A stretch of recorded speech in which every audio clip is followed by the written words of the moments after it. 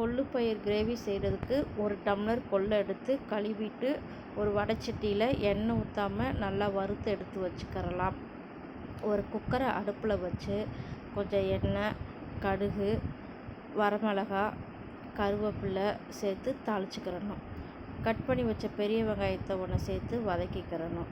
2 தக்காளியும் சேர்த்து வதக்கிக்கிறணும். கொஞ்சம் உப்பு சேர்த்துக்கிறலாம்.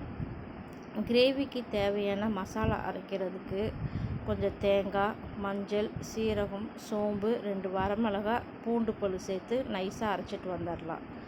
வெங்காயம், தக்காளி வதங்கிடுச்சு. வறுத்த கொள்ளையும் சேர்த்து அரைச்ச மசாலாவையும் சேர்த்து கிரேவிக்கு தேவையான தண்ணி சேர்த்துக்கிறலாம்.